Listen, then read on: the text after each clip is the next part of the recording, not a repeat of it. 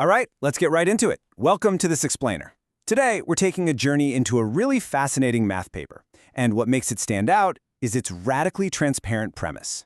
You know, usually in the high-stakes world of academic mathematics, we only ever hear about the triumphant victories, the proven conjectures, the closed cases. But today, we're looking at something entirely different. And frankly, it's incredibly refreshing. We're going to see what happens when a massive, stubborn mathematical problem pushes back, and the researchers decide to just publish the pristine machinery they built during the attempt. Right on the very first page, the authors hit us with this incredibly candid quote. This paper does not solve Furter's R3 conjecture. It reports a productive failure. It's such a great hook. They set out to defeat a monstrous open problem, didn't quite manage it, but instead of hiding their work in a drawer somewhere, they extracted victory straight from defeat. So, here is our roadmap for this explainer. We'll start with the concept of a productive failure, then define our main target, Furter's R3 conjecture. After that, we'll unpack the two tools they salvaged, geometric separation and quartic rank collapse. Finally, we'll look at the missing word, uniform, and wrap up with their new standard of assurance. All right, Section 1, the productive failure. You can kind of think of this like an engine salvage operation. The authors built this massive mathematical rocket. Now, the rocket itself didn't make it to orbit. The headline conjecture remains unsolved. But lying in the wreckage are two perfectly intact, unbelievably powerful engine components. They managed to extract two self-contained modular theorems and handed them over in a completely reusable, pristine form for other mathematicians to use. Moving on to Section 2, Target, Furter's R3 conjecture. Now, if you're familiar with the theory of plane polynomial automorphisms, you know those invertible polynomial maps of the plane, you already know this field is deeply obsessed with the rigidity these maps show under composition. Furter's R3 asks a super specific, concrete question within this realm. It basically asks whether for every whole number s, a particular power of one coefficient always lies inside the ideal generated by three consecutive coefficients of a cubic generating function. Yeah, it's an absolute beast of a problem in algebraic geometry, and as of this paper, it remains totally wide open. Which brings us to Section 3, Tool 1, geometric separation. Okay, picture a covering map from a curve down to a simpler base. Normally, a bundle of h-points upstairs could just be a bunch of scattered clusters, right? Well, this first tool shows that if this bundle maps down onto the zero set of a single irreducible polynomial of degree h, and it has a coefficient of exactly 1, it is literally forced to be a single indivisible algebraic point. The underlying mechanism here is an exact counting identity. Proper push-forward tracks both multiplicity and field degree, and since every single contribution is a positive whole number, a total of h with a leading coefficient of 1 leaves absolutely zero room for those points to split. So once you've pinned down that one indivisible point, you get two pretty incredible disjointness results right out of the box. First, think about two functions that share a single pole, but one is order h and the other is order h plus 1. That's a pole gap of exactly 1. Because our bundle is indivisible, these two functions can never, ever vanish at the same place. If they actually did, you could just divide one by the other to manufacture a function with a single simple zero and a single simple pole at two completely different points. And geometrically speaking, on any curve with real substance, that kind of function just does not exist. Then there's the second disjointness result, which relies on an elliptic deck test. On an elliptic double cover, you have this built-in mirror symmetry, a deck involution. Mathematically, it's written as sigma of q equals s minus q. The brilliant observation here is that the indivisible bundle and its reflection can never collide. Why not? Well, the elliptic addition law assigns them entirely different sums. So as long as the base point has infinite order, meaning h times s doesn't equal 0, a collision is mathematically impossible for bundles of every single size.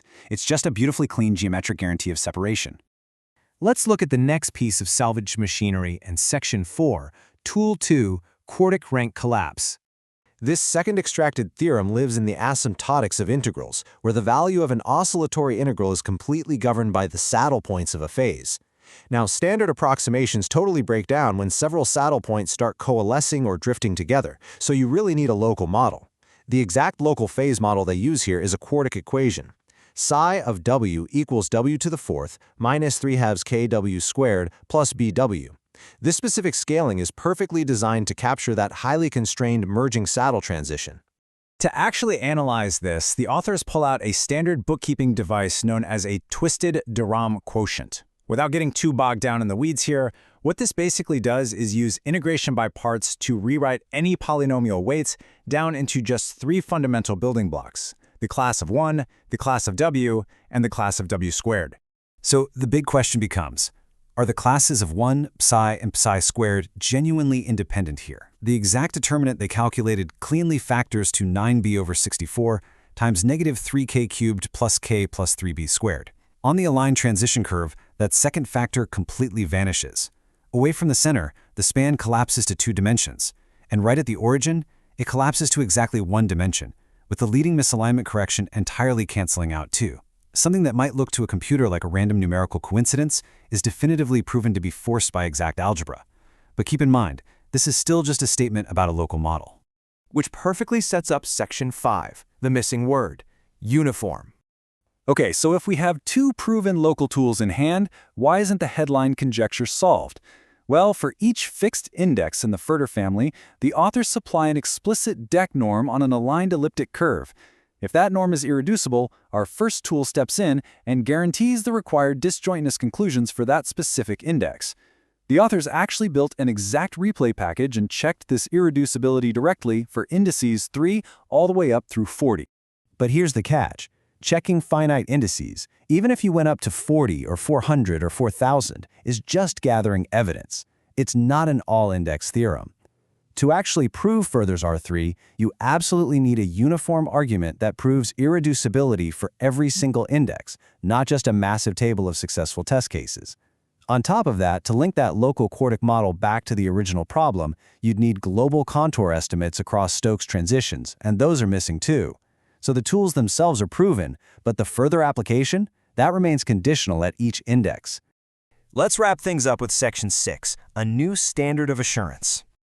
I have to say, the self-auditing in this paper is seriously intense. The exact mathematical identities replay perfectly under symbolic computation using SymPy and Python. The release was frozen and passed a 22-file SHR-256 checksum manifest, along with extraction and integrity audits. But what's really refreshing is how the authors just impartially and plainly state the boundaries of their work. They openly admit it's an unrefereed preprint. It lacks independent reproduction, it doesn't have a formal proof in a proof assistant, and it hasn't gone through expert peer review yet. They just lay all their cards on the table, offering these pristine tools as is for the community to verify and build upon.